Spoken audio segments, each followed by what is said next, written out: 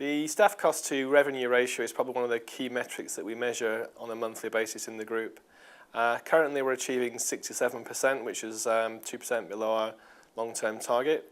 We do have a 3-stage plan to improve this down to the target level. Obviously the first stage of any process is to measure what you're currently doing.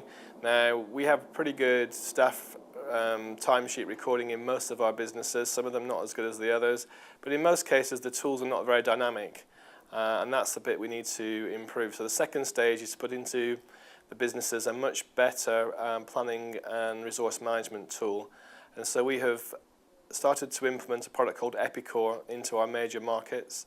And what this does is it combines with the online HR recording system, tells us what our people are, what their key skill sets are.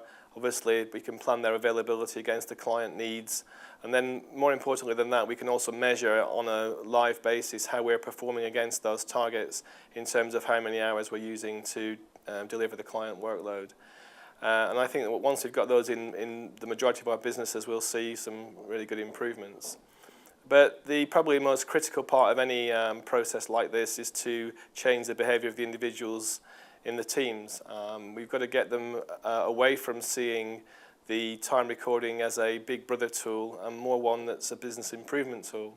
So that we're asking them to come on a journey with us which shows what our clients are paying for, how many hours we're working, which clients are paying for the extra work that they're performing.